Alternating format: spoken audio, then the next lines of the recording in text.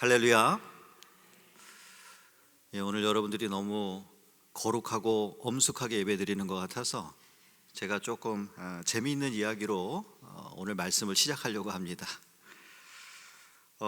어떤 곳에 교회와 절이 아주 가까이 붙어 있었다고 합니다. 그러다 보니까 이래저래 서로 영향을 주고받게 되었는데 당연히 교회가 절에 더 많은 영향을 주었겠죠. 그래서 심지어 절에 있는 그 스님들이 말을 하다가 자기도 모르게 할렐루야, 아멘 이렇게 튀어나오는 겁니다. 그러니까 그 절의 주지승이 아주 화가 많이 났습니다.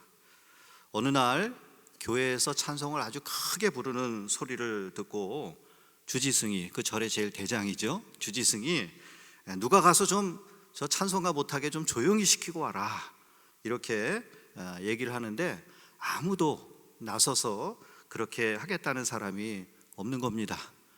그래서 어쩔 수 없이 잠시 후에 이 주지승이 제일 막내 어린아이 그 동자승이 있지 않습니까? 그 어린아이를 지목을 하면서 안 되겠다, 내가 갔다 오라 이랬더니 그가 하는 말이 네, 어쩔 수 없네요, 제가 십자가를 지고 다녀오겠습니다 이렇게 이야기했다는 겁니다.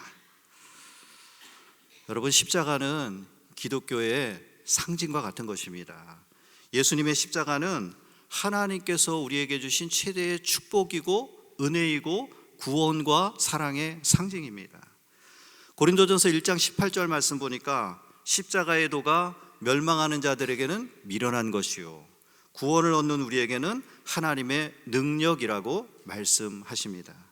십자가의 의미를 모르는 사람들에게는 그 십자가 별것 아니겠지만 그러나 그 의미를 잘 알고 우리가 예수 믿는 사람에게는 이 십자가야말로 우리를 구원하시는 하나님의 능력이 되는 것입니다. 사실 십자가는 로마 시대의 가장 가혹한 사형법이었습니다.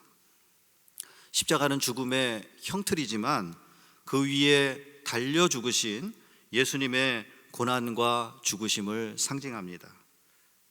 일반적으로 어떤 인물을 우리가 기념할 때는 그 사람이 살아있는 동안에 가장 이렇게 뛰어났던 업적, 했던 일들, 아마 그걸 가장 중요하게 생각하고 기념할 것입니다. 그러나 성경은 어떠합니까? 예수님의 생애와 사역, 그것도 물론 소개하고 있지만 예수님의 고난과 죽음을 소개하고 강조하고 그 의미를 찾는 데 더 중점을 두고 있다라고 하는 것입니다. 믿지 않는 사람들도 교회에서 예수님의 고난과 죽음이 강조되는 것을 잘 알 수 있습니다. 지나가면서 보면 교회마다, 예배당마다 뭐가 있어요? 건물 밖에 십자가가 있잖아요. 아, 십자가가 뭔가? 저기서 예수가 죽었다는 거야? 또 성찬식, 우리가 성찬식을 통해서 예수님의 죽음, 고난에 대해서 묵상을 하게 됩니다. 또한 설교를 듣거나 성경 공부에 참석해 볼 때, 야, 이거 예수님의 고난과 죽음이 얼마나 중요한가 우리가 알 수 있어요. 또한 이렇게 매년 돌아오는 부활절을 우리가 맞이하게 되는데 부활절 전에 우리가 고난주간으로 한 주간 동안 예수님의 고난 그리고 예수님의 죽으심을 묵상을 하면서 기도하며 보내게 됩니다. 이제 우리도 부활절을 앞두고 있습니다. 이 예수님의 부활, 그 의미를 생각하면서 부활 이전에 예수님의 고난과 죽으심이 있다는 것을 다시 한번 우리가 깊이 묵상하면서 이 기간 동안에만이라도 우리가 나의 고난이 아니라 주님의 고난을 좀 한번 생각해 볼 수 있는 시간이 되셨으면 좋겠어요. 우리는 날마다 나의 고난에 집착할 때가 많습니다. 내 고난, 주님 왜 이렇게 내가 힘들어요? 그러나 이 부활절을 앞둔 이 기간만이라도 주님의 고난을 깊이 묵상하고 예수님께서 왜 나를 위해서 저 십자가 위에서 죽으셨는가 하는 그 의미를 다시 한번 생각해 보는 시간이 되길 바랍니다. 그래서 오늘 말씀을 통해서 주님의 십자가, 나의 십자가라고 하는 제목으로 우리 주 예수님의 고난과 죽으심이 주는 그 의미를 함께 살펴보기를 원합니다.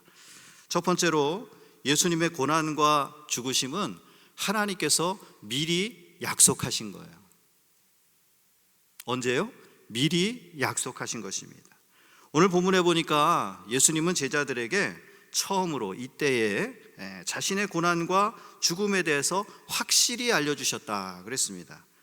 그런데 이 말씀을 하게 된 배경이 있습니다. 갑자기 예수님 말씀하신 게 아니라 오늘 말씀 보니까 이때라고 하는 말씀으로 시작하잖아요.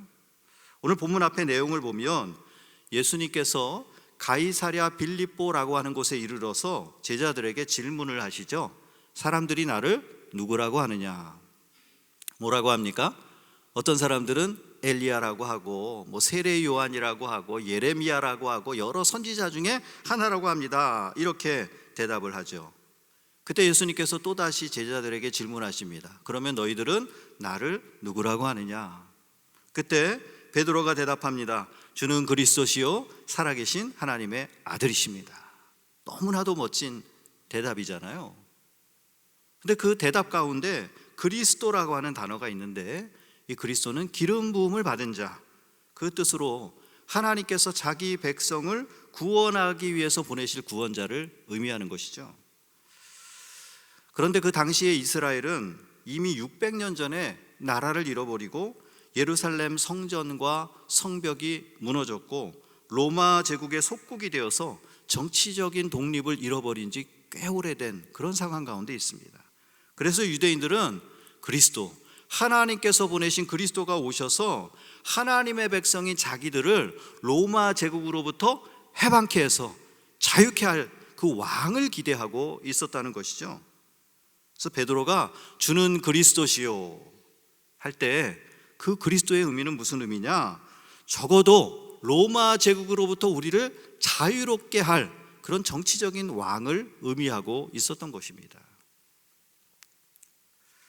사실 제자들은 예수님의 그 놀라우신 지혜와 능력으로 머지않아서 예수님께서 이제 예루살렘에 가시면 왕좌를 차지하실 것으로 기대를 하고 있었어요. 여러분 아시듯이 성경을 읽어보면 제자들은 예루살렘으로 가는 길에 서로 다툽니다. 왜 다퉈요? 서로 좋은 자리, 예수님 왕이 되시면 내가 높은 자리에 앉겠다라고 하면서 다투는 내용이 나옵니다. 이런 상황에서 예수님께서 말씀하시는 거예요. 내가 예루살렘에 가면 왕좌에 앉을 것이 아니라 어떻게 돼요? 예루살렘에 올라가서 장로들과 대제사장들과 서기관들에게 많은 고난을 받고 죽임을 당하고 제3일에 살아나야 할 것을 제자들에게 비로소 나타내시니 라고 성경은 말씀하고 있습니다. 21절 말씀이에요. 앞으로 예루살렘에 가면 다 이기고 왕이 되는 것이 아니라 고난받고 죽임을 당할 것이다, 이것을 나타내셨다는 겁니다. 그런데 예수님은 단순히 앞으로 자기에게 일어날 일을 예언하신 것이 아닙니다. 오늘 21절 보니까 예수님께서 이러한 일들이 일어날 것을 제자들에게 비로소 어떻게 하셨다고요? 나타내시니라고 성경은 말씀하고 있어요. 나타내시니라고 하는 단어가 중요합니다. 이 말씀의 뜻은 예수님이 전에 없던 것을 갑자기 앞으로 이런 일이 일어날 거야 이렇게 예언하신 것이 아니라 이미 오래전에 성경에 자세하게 잘 기록되어 있는 것을 제자들에게 밝히 드러내셨다라고 하는 것을 의미하는 것입니다. 우리가 잘 아는 대로 구약 성경에 보면 그리스도에 관한 약속의 말씀이 참 많습니다. 성경학자들은 구약 성경에는 그리스도에 대한 약속이 약 450군데 정도 나온다라고 얘기합니다. 그 외에도 예수 그리스도, 그리스도에 관련된 예표, 상징하는 그런 곳이 굉장히 많아요. 그래서 구약 성경은 바로 하나님이 보내실 그리스도에 관한 그런 예언과 예표로 가득 차 있습니다. 그 가운데 그리스도의 고난과 죽음에 관한 말씀도 굉장히 많다는 거예요. 우리가 잘 아는 대로 이사야서 52장 13절에서 14절 말씀을 보니까 보라, 내 종이 형통하리니 받들어 높이 들려서 지극히 존귀하게 되리라. 그리스도의 높아지심을 예언하는 말씀이죠. 근데 그 다음 절을 보니까 전에는 그의 모양이 타인보다 상하였고 그의 모습이 사람들보다 상하였으므로 많은 사람이 그에게 대하여 놀라리라. 그리스도는 높아지시는데 그 전에 어떻게 돼요? 굉장히 상한다는 것입니다. 이사야서 53장 3절 말씀 보니까 그는 멸시를 받아 사람들에게 버림을 받았으며 간고를 많이 겪었으며 질고를 하는 자라. 마치 사람들이 그에게서 얼굴을 가리는 것 같이 멸시를 당하였고 우리도 그를 귀히 여기지 아니하였도다. 예수님의 고난에 대한 말씀입니다. 시편 22편 1절 말씀 보니까 내 하나님이여 내 하나님이여 어찌하여 나를 버리셨나이까. 어찌 나를 멀리하여 돕지 아니하시고 내 신음소리를 듣지 아니하시나이까. 예수님께서 십자가 위에서 하셨던 그 말씀이 이미 또 구약 성경에도 기록이 되어 있습니다. 시편 22편 15절에서 또 18절 말씀을 보면 예수님의 고난에 대해서 아주 자세하게 묘사를 하고 있어요. 내 힘이 말라 질그릇 조각 같고 내 혀가 입천장에 붙었나이다. 악한 무리가 나를 둘러 내 손발을 찔렀나이다. 내가 내 모든 뼈를 셀 수 있나이다. 그들이 나를 주목하며 보고 내 겉옷을 나누며 속옷을 제비 뽑나이다. 놀랍게도 이러한 많은 여러 성경 구절들이 1000년 또 600년이 지난 뒤 십자가 위에서 죽으시는 예수님의 모습을 아주 정확하게 기록하고 있습니다. 예수님의 손과 발은 큰 못으로 찔렸고 로마 군인들은 예수님의 겉옷을 나누고 속옷을 제비 뽑아서 나눠 가졌어요. 그리고 예수님의 몸에 모든 물과 피를 흘리신 예수님 그 모습은 마치 뼈를 다 셀 수 있을 정도로 메마르셨습니다. 이 약속하신 대로 예수님께서 그렇게 되실 것을 말씀해 주셨다는 거죠. 여러분, 왜 예수님께서 이 세상에 오셔서 이렇게 고난과 죽음을 맞이하셨을까요? 마태복음 1장 21절 말씀 보면 이는 그가 자기 백성을 그들의 죄에서 구원할 자이심이라 말씀하셨어요. 이 땅에 오실 그리스도의 고난과 죽음을 통해서 죄 사함의 구원과 또 죄로부터의 자유를 위해서 예수님께서 이 땅에 오실 것을 말씀해 주시고 그대로 이루어진 것이죠. 그래서 예수님이 당하신 고난 갑자기 우연히 그렇게 된 것도 아니고요, 예수님이 어쩔 수 없어서 끌려가서 그렇게 되신 것도 아니라는 것입니다. 불행히 예상치 못하게 갑자기 예수님께 들이닥친 것이 아니라는 거죠. 예수님은 실패한 유대인의 왕이 아니십니다. 예수 그리스도의 고난과 죽음은 바로 자기 백성을 그들의 죄에서 구원하시기 위해서 태초부터 작정하신 하나님의 계획과 섭리 가운데 이루어진 줄로 믿습니다. 그리고 예수님께서는 하나님 아버지의 뜻에 전적으로 순종하심으로 이 일을 다 이루셨습니다. 여러분 믿으십니까? 믿어지는 은혜가 여러분 가운데 있기를 주의 이름으로 축복합니다. 이게 믿어지는 게 은혜고요, 아멘 할 수 있는 게 은혜입니다. 참 좋으신 사랑의 하나님은 사람들이 죄악 가운데 고통 가운데 살아가는 그 고단한 현실을 그냥 팔짱 끼고 바라보면서 야, 에덴 동산부터 그렇게 죄를 짓더니 너희들은 그냥 죄 가운데 살다가 죽어야 돼, 이렇게 음미하시는 하나님이 아니세요. 하나님은 어떤 분이세요? 자기의 유일하신 독생자 그를 십자가의 대속물로 내어주시기까지 우리와 함께 아파하시고 우리와 함께 고통받으시는 분이십니다. 이것이 바로 주님의 십자가 고난이 우리에게 주는 의미인 것이죠. 사랑하는 성도 여러분, 이제 부활절이 다가오고 있습니다. 이스터, 매년 다가오는 그냥 또 한 번 돌아오는 절기가 아닙니다. 우리의 고난과 죽음의 짐을 대신 지시고 직접 질고를 경험하시고 십자가 위에서 고난받으시고 죽으신 우리 주 예수 그리스도의 은혜와 하나님의 사랑을 깊이 생각하며 감사할 수 있는 우리 성도들 되시기를 주의 이름으로 축복합니다. 두 번째로, 그렇다면 우리는 주님의 십자가를 바라보면서 어떻게 해야 할까요? 오늘 성경은 우리도 십자가를 지고 주님을 따르라고 말씀해 주고 계십니다. 주님이 뭐라고 말씀하세요? 우리도 십자가를 지고 따라오라고 말씀해 주고 계세요. 누군가 말하기를 이런 말을 했어요. 예수님은 고난의 십자가를 지고 골고다로 내려가시는데 우리는 영광을 기대하며 예루살렘으로 올라가려고 하고 있다. 예수 믿는 우리는 주님의 고난은 자꾸 그냥 동참하기를 거부하고 주님이 주시는 축복과 영광만을 기대하며 살아가서는 안 되는 것입니다. 주님과 함께 나의 십자가를 지고 함께 주님의 골고다 언덕으로 함께 가야 되는 것이죠. 어떤 분들은 십자가를 바라보면서 플러스를 생각한다 그래요. 여러분 한번 십자가 보세요. 더하기랑 비슷하게 생겼죠? 좀 우리 십자가는 이게 길어가지고 그런 느낌이 안 오는데요, 제가 저희 맞은편 채플에 있는 십자가를 보니까 꼭 플러스 더하기랑 똑같이 생겼더라고요. 짧아요, 이 길이가. 어떤 사람들은 저 십자가를 바라보면서 플러스를 생각한다는 거예요. 그래서 그 앞에 기도하면서 많은 축복이 나에게 플러스 되기를 기대합니다.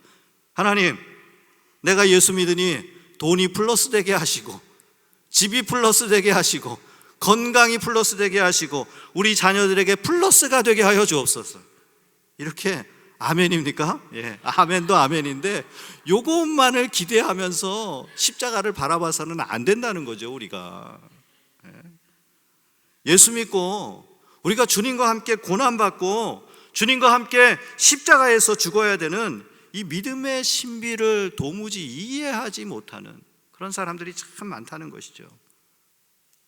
그래서 주님의 고난과 십자가 우리가 동참해야 됩니다 이렇게 얘기하면, 아유, 내가 고난 받으려고 예수 믿은 게 아니다, 그런 예수를 왜 믿느냐? 라고 반문하는 사람들이 있을지도 모르겠어요. 그런 분들에게 제가 한마디 해드리고 싶어요. 사탄아 물러가라. 여러분 시험에 들지 마십시오. 제 얘기가 아니에요. 이 뒤에 나오는 오늘 성경의 말씀을 같이 보길 원합니다. 22절 말씀 보니까 예수님이 고난받으시고 죽음당하신 후 3일 만에 다시 살아날 것을 말씀하실 때에 베드로가 그 말씀을 제대로 이해하지 못하고 이렇게 말하죠. 베드로가 예수님을 붙들고 항변하여 이르되 주여 그리 마옵소서, 이 일이 결코 주께 미치지 못하리이다, 아니하리이다. 예수님, 말도 안 되는 얘기하지 마세요. 왜 고난당하시고 왜 죽으십니까? 제가 있잖아요. 그런 일은 결코 없을 것입니다. 베드로의 말이 고마워요, 안 고마워요? 저 같으면 야, 역시 베드로 너밖에 없다 라고 얘기했을지 모르겠어요. 네, 예수님께서는 베드로를 칭찬하시기는커녕 오히려 그에게 사탄아 내 뒤로 물러가라 이렇게 말씀하십니다. 베드로는 물론 주님을 걱정해서 그렇게 말한 것이었을 것입니다. 하지만 그의 생각은 하나님의 일이 아니라 사람의 일을 생각하면서 한 말이었다는 거예요. 그래서 23절 보니까 예수님께서 베드로에게 이르시되 사탄아 내 뒤로 물러가라, 너는 나를 넘어지게 하는 자로다. 내가 하나님의 일은 생각하지 아니하고 도리어 사람의 일을 생각하는도다. 이렇게 예수님께서 말씀하십니다. 만약 우리가 하나님의 일을 생각지 않고 세상의 욕심을 따라 사람의 일을 생각한다면, 앞세운다면 우리는 반드시 시험에 들게 되고 때로는 사탄의 앞잡이가 될 수 있는 것입니다. 예수님이 이 땅에 오신 이유가 무엇입니까? 고난받고 죽으시고 우리에게 부활의 소망을 주시기 위해서 이 땅에 오셨어요. 그게 예수님의 사명입니다. 영혼을 구원하는 것, 그것이 바로 하나님의 일입니다. 그러나 베드로는 그것은 생각지 않고 영광받고 권세를 누리는 사람의 일만 생각했어요. 로마 제국을 물리치고 세상의 왕권을 차지하실 난세의 영웅 예수님, 그 예수님 사람의 일을 생각했다는 것입니다. 사랑하는 성도 여러분, 우리는요 사람의 일이 아니라 하나님의 일을 먼저 생각해야 될 줄로 믿습니다. 그러려면 우리가 어떻게 해야 될까요? 어떻게 해야 하나님의 일을 먼저 생각하는 사람으로 살아갈 수 있을까요? 바로 예수님 뒤로 물러나야 합니다. 예수님께서 베드로에게 말씀하시잖아요. 내 뒤로 물러나라. 여기서 뒤로 물러가라 이 말은 오피소 휘파게라고 하는 헬라어인데요, 그 뜻에 보니까 뒤로 혹은 아래로 물러나다라고 하는 뜻을 가지고 있습니다.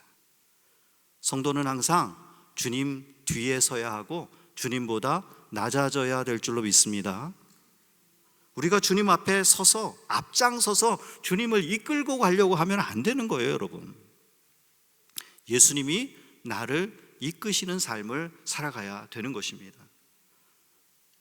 찬송가 440장 있잖아요. 어디든지 예수 나를 이끌면 어디든지 주와 함께 가려네. 이게 올바른 찬송인데 우리는 때로는 어디든지 내가 주를 이끌고 하면서 내가 주님을 그냥 찬송은 예수님이 나를 이끌어 달라고 하면서 실제로는 내가 주님을 이끌고 앞장서는 삶을 살아갈 수 있다는 것이죠. 사랑하는 성도 여러분, 내가 주님보다 위에 있으려고 하면 안 됩니다. 내가 앞서기보다는 주님이 앞서셔야 하고 우리는 뒤로 물러서야 될 줄로 믿습니다. 그리스도인은 사람의 생각이 아니라 하나님의 일을 우선순위에 두는 거예요. 그래서 마태복음 6장의 말씀처럼 6장 33절의 말씀처럼 너희는 먼저 그의 나라와 그의 의를 구하라. 그리하면 이 모든 것을 너희에게 더하여 주시리라. 이 말씀을 붙잡고 우리는 먼저 하나님의 일을 생각해야 되겠습니다. 그렇게 살아가는 것이 바로 자기의 십자가를 지고 살아가는 거예요. 나를 부인한다는 거, 나를 부인하고 하나님의 일을 앞장 세우는 것이죠. 그래서 24절 말씀 보니까 누구든지 나를 따라오려거든 자기를 부인하고 자기 십자가를 지고 나를 따를 것이니라. 주님 뒤로 물러나서 주님을 따라가는 것이 바로 나의 십자가를 지고 따라가는 거예요. 십자가의 길은 자기를 부인하는 길입니다. 눈에 보이는 재물과 좋은 계획을 따라가는 것이 아니라 하나님의 뜻을 분별하여 그것에 우리의 삶을 맞추어 드리는 것, 그것이 바로 십자가의 길입니다. 사랑하는 성도 여러분, 우리 인생의 성공이 무엇일까요? 탈무드는 이렇게 말합니다. 하나님께서 당신에게 요청하는 일을 그 일을 하라. 그러면 당신은 성공자가 될 것이다. 십자가를 지고 주님을 따라가는 것, 그게 바로 인생의 성공입니다. 하나님을 떠나 욕심과 교만으로 인해 마귀 따라가다가는 내가 생각할 때는 성공할 것 같아도 결국은 실패하는 인생이 될 수밖에 없다라고 하는 거예요. 여러분 야구 좋아하세요? 지금 이 미국 야구 메이저리그가 있는데 메이저리그 이전에 아메리칸 리그라는 것이 있었습니다. 19세기 후반에 이 아메리칸 리그 시절에 필라델피아의 애슬레틱스라고 하는 팀이 있었어요. 지금 필라델피아 필리스인데요, 당시에는 애슬레틱스라고 하는 팀이 있었어요. 이 팀은 당시에 여러 차례 우승을 한 아주 대단히 훌륭한 팀이었습니다. 근데 당시에는요, 이 당시 필라델피아에는 주일에 야구 시합하는 것을 금지하는 법이 있었어요. 당시만 해도 주일날 스포츠를 못했습니다. 법으로 금지했어요. 근데 구단주가 생각해 보니까 이거 주일날도 야구를 하면 돈을 꽤 벌 것 같아요. 자신들이 잘 나가니까요, 주일날도 야구를 해가지고 사람들을 좀 많이 모아가지고 돈을 벌고 싶었어요. 그래서 그가 주의회를 찾아가서 주일에도 일요일에도 야구 시합을 할 수 있게 해달라고 로비를 합니다. 그리고 결국 그 법안이 통과가 되어서 일요일에도 그 아메리칸 리그 야구 경기를, 프로야구 경기를 할 수 있게 되었어요. 그랬으면 이 애틀레틱스 팀이 계속해서 우승을 하고 돈을 많이 벌었을까요? 놀랍게도 그 법이 통과가 되었지만 그 뒤로 필라델피아 애슬레틱스 팀은 한 번도 우승하지 못하고 결국은 최하위를 맴돌다가 팀이 해체되고 말았어요. 여러분, 이 말씀을 제가 왜 드리는가? 잠언 16장 25절 말씀 보니까 어떤 길은 사람이 보기에 바르나 필경은 사망의 길이라 라고 말씀합니다. 우리 인간적인 생각으로 바라볼 때 사람의 마음, 사람의 일로 생각할 때 앞서고 판단하는 것이 있지만 그건 결국 하나님이 보실 때는 옳지 않은 길이 될 수 있다라고 하는 사실이에요. 그래서 우리는 하나님의 뜻과 사람의 뜻을 잘 분별하며 살아가야 되는 것이죠. 그리고 사람의 일이 아니라 하나님의 일을 우선하며 살아가는 여러분 되시기를 주의 이름으로 축복합니다. 옛날 한국에 택시를 합승하던 시절이 있었습니다. 여러분 아마 그 시절에 한국 사셨던 분들이 많이 계시는 것 같은데요. 그때 어떤 청년이 택시를 합승을 했는데 이미 그 안쪽에 한 젊은 아가씨가 타고 있었어요. 근데 살펴보니까 인물이 별로예요. 자기 마음에 별로 안 드는 거예요. 그래서 마음이 가지 않았답니다. 조금 후에 또 한 아가씨가 택시를 탑니다. 합승을 하게 됐죠. 그래서 이 남자 청년이 가운데 앉았어요. 오른쪽에 새로 탄 아가씨를 보니까 너무 얼굴이 예쁘고 너무 마음에 드는 거예요. 그래서 택시가 가면서 이렇게 택시가 가면서 왼쪽으로 기우니까 왼쪽에는 좀 마음에 안 드는 못생긴 아가씨가 탔거든요. 주여 시험에 들게 하지 마옵시고, 오른쪽으로 마음에 드는 아가씨가 있는 쪽으로 기울 때에는 주여 주 뜻대로 따르겠나이다, 이렇게 얘기했다라는 농담이 있습니다. 여러분 혹시 들어보시는지 모르겠어요. 여러분 우리가 혹시 이 청년과 같지는 않습니까? 내가 원하는 것만 주여 뜻대로 하옵소서, 내가 원하지 않는 건 주여 시험에 들게 하지 마옵소서, 난 원하지 않습니다, 이렇게 거부하고 있지는 않는가 한번 여러분 좀 생각해 보셨으면 좋겠어요. 우리가요, 예수 믿는 우리가 내가 원하지 않는 일이라고 할지라도 그것이 하나님의 일이라면 주님 난 따라가겠습니다, 내가 그 십자가를 지고 주님 따라가기를 원합니다, 이런 마음의 결단이 있기를 주의 이름으로 축복합니다. 25절 우리가 읽은 본문의 마지막 절 말씀을 보니까 예수님께서는 이렇게 말씀하십니다. 누구든지 제 목숨을 구원하고자 하면 잃을 것이요 누구든지 나를 위하여 제 목숨을 잃으면 찾으리라. 우리가 주님을 위해서 십자가 지고 가면 주님께서 우리를 살려주십니다. 주님께서 우리를 힘주시고 인도하여 주시고 우리에게 영원한 생명을 우리에게 허락해 주시는 것입니다. 그래서 우리가 십자가를 지고 가는 길은 고난과 죽음의 끝이 아니라 바로 영광과 성공의 십자가라고 하는 사실을 예수님께서 말씀해 주고 계세요. 이제 우리가 자기를 부인하고 하나님의 일을 위해서 자기의 십자가를 지고 주님을 따라가는 여러분 되시기를 주의 이름으로 축복합니다. 이제 말씀을 마치려고 합니다. 오늘 제가 조금 여러 가지 예화들을 많이 말씀을 드리는데요, 한 가지만 더 말씀드릴게요. 제가 옛날에 들었던 이야기예요. 어떤 분이 꿈을 꾸었는데 예수님이 자기에게 큰 십자가, 우리 여기 십자가 같은 이 큰 십자가를 하나를 주시면서 야, 이거를 계속 가지고 천국까지 가지고 가라고 주셨대요. 근데 가는 길이 너무 험해서 십자가가 너무 기니까 무겁잖아요, 길잖아요, 불편하잖아요. 그래서 자꾸 조금씩 잘라내었답니다. 근데 천국이 다 왔어요. 보니까 그 앞에 요단강이 흐르고 있어요. 요단강을 건너가야 되는데 십자가가 너무 짧아가지고 건너갈 수가 없어요. 예수님이 주신 십자가였다면 다 다리처럼 걸치고 건너갈 수가 있었을 텐데 십자가가 너무 짧아서 건너가지를 못하고 큰 소리로 울면서 깨어났다. 여러분 지금 우리가 비록 어렵고 힘들어하며 주님 내가 이 십자가를 지기를 원합니다, 하지만 힘들어요, 하지만 언젠가 이 참고 순종하며 십자가를 지고 갈 때 바로 그 십자가가 우리를 오히려 짊어져주는 은혜의 도구가 되는 것입니다. 그것이 우리를 살리는 생명의 도구가 되는 것이죠. 사랑하는 성도 여러분, 지금 우리는 나의 십자가를 지고 고난의 길을 가셨던 주님을 따라가고 있습니까? 아니면 베드로처럼 사람의 일을 생각하면서 십자가를 저만치 던져버리고 있습니까? 독생자까지 내어주신 하나님 아버지의 크신 사랑과 제 주 예수 그리스도의 십자가의 은혜를 다시 한번 기억하면서 이제는 나를 부인하고 나의 십자가를 지고 주님을 따라가는 참된 제자의 삶을, 참된 그리스도인의 삶을 살아가는 여러분 되시기를 주의 이름으로 축복합니다.